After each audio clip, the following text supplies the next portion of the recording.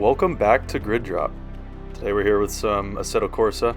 I posted a video on Assetto Corsa a couple days ago, so check that out if you haven't already watched it. It was a pretty good race.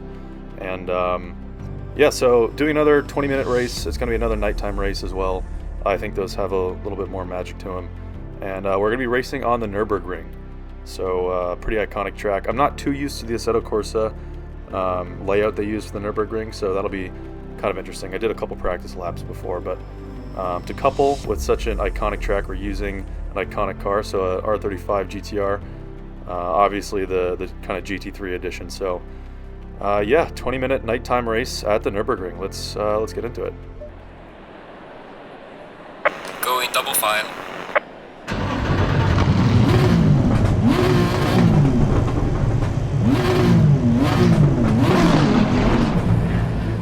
This car sounds so good. Anyway, getting ready for the rolling start here. You can see it's 6 a.m., so it's still dark out. I'm not too sure if we'll see any change in natural light if the sun starts to rise by the end of this. Obviously, it's only a 20-minute race, so that doesn't really allow for too much change in either weather or natural light changing. So, yeah, for the most part, I assume it's going to be kind of a night race, but you never know by the end. So, looks like we're going to be green lights here in a second, and away we go at the NURBURGRING. Kind of a shaky start. Definitely got a better start than that Lamborghini in front of me, so going up the inside into turn 1 now. Hopefully we can make this move stick. Turn 1 gets very, very messy on the NURBURGRING. You can see here, just barely finding a gap between those two cars in the middle, and tried to cut off that Lamborghini behind a little bit. And it looks like someone spun on the curbing on the inside of turn 1, so we'll get a replay of that in a second. You can see here, this is two Mercedes AMGs kind of just doing each other harm. So that guy might be out of the race, not too sure, but we'll probably see that in the future when we go by the pit lane. So made up some good positions. That was a pretty good start. Definitely keeping up to the pack so far, which is always good. Behind this R8 now, and it looks like we could go for a move potentially pretty soon. Especially in these early laps when the cars are so bunched up, it's very easy to get positions, and you can see here going around the outside of this R8, which would not normally work once the race opens up a little bit more. So luckily we could grab that place off the R8 while we have the opportunity.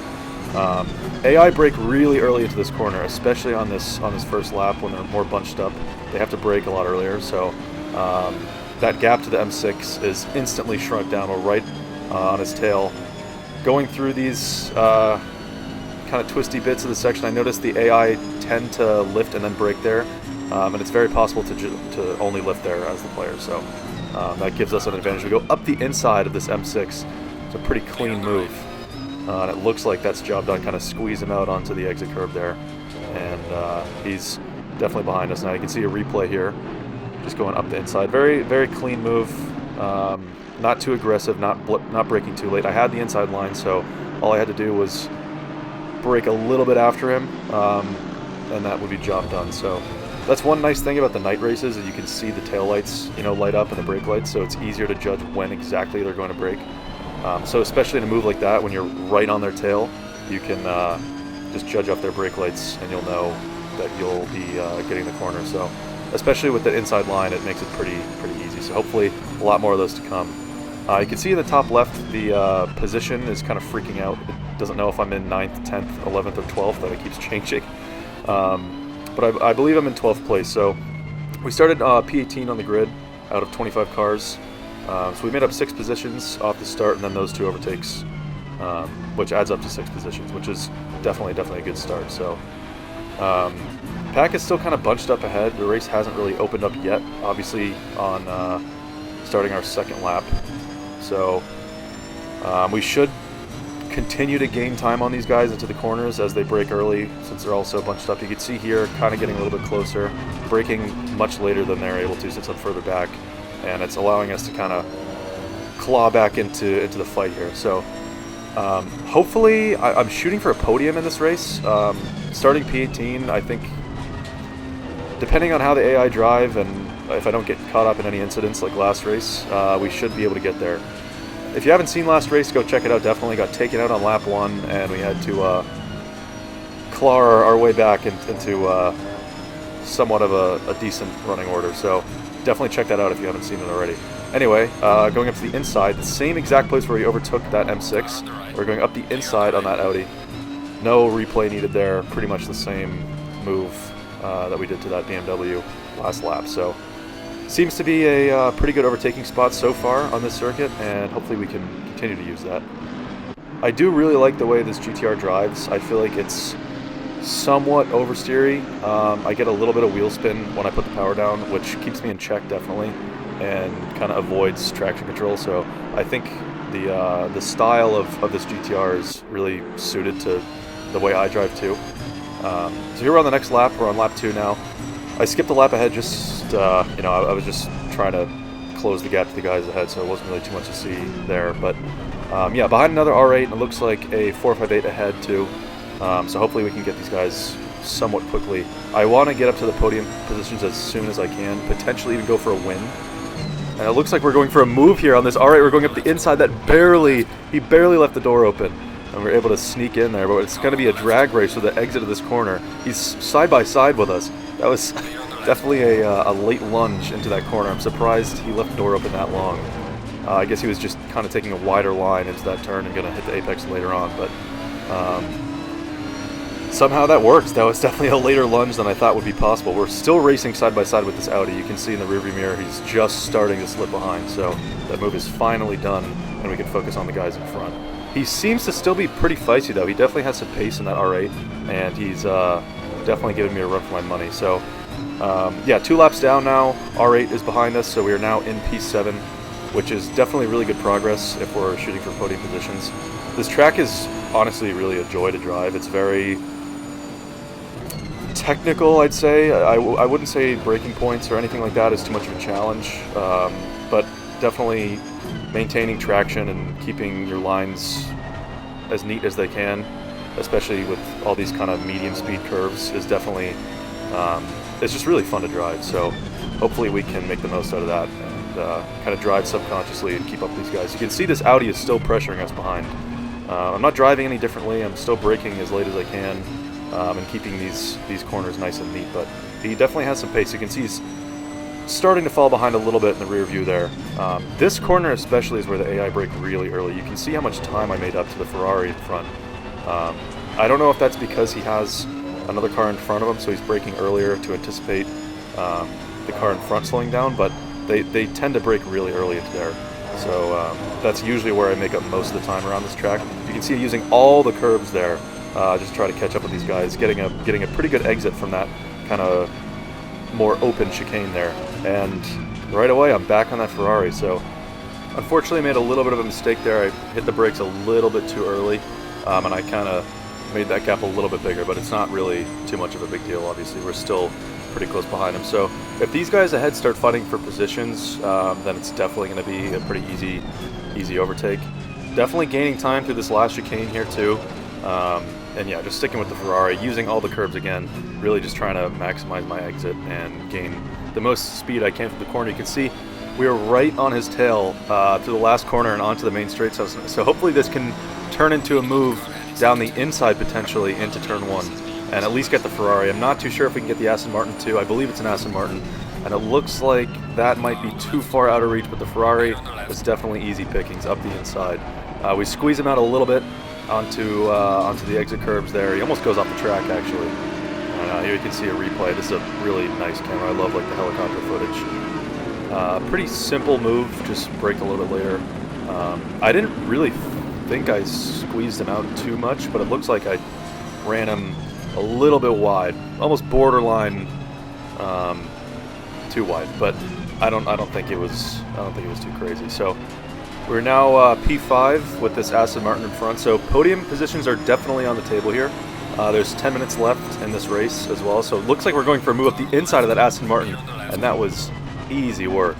I don't know why they're braking so early into that corner. I think they're taking a different line than I am. I think I'm braking later and sticking tighter to the apex and having just a tighter corner overall, and I think they're braking a little bit earlier and having a wider entry and more power on the exit, so I think that's potentially what they're doing. I guess I'm just driving a little bit differently. So we are now hopefully looking at podium positions. Again, the kind of leaderboard is a little bit screwed up. It's saying I'm in P5 still, so I'm not really even too sure exactly what position I'm in this race. It says 5th place, but we passed that Aston Martin, and it remains 5th place. So, yeah, not really too sure what's going on with that. But onto the main straight now. This car feels really good, honestly. It's really suited, I guess, to the way I drive. In last episode, the V8 Vantage I was driving definitely was a really solid car, but this one I just feel a lot more confident in for some reason. I'm not too sure why. I think it could be like a weight distribution thing. It's this like very similar setup to the Aston Martin. Let's see, going a little bit wide when I'm talking about how I like the car, but don't have to talk about that. Yeah, so unfortunately I'm trying to catch these guys ahead, but I just keep making little mistakes. I do struggle with that, especially in night races, like making sure I'm getting the right braking point and stuff like that. When I'm driving in clean air, trying to catch cars in front and make the gap a lot smaller. So yeah, hopefully we can minimize those mistakes and catch up to these guys in front. There's definitely higher spots on higher positions on the table here. So if I can get some of these guys, I think we could be looking at a podium, because these two up ahead are pretty close. Unfortunately, these two ahead are fighting, or maybe will be fighting soon, but the one ahead of them is unfortunately just a little bit too far. He might not be within reach for this race. But it's all going to depend on if I can close this gap as effectively as I want to. So, but yeah, as I was saying, the car is really nice to drive. I think it's a little bit more oversteery than the Aston Martin, and I think that suits me better, at least for this track. Silverstone, that might be different. Obviously, we raced on Silverstone last episode on Assetto Corsa, and I think an oversteery car there would actually be somewhat more of an issue. I guess I'd prefer to have understeer there. This one definitely feels good, though.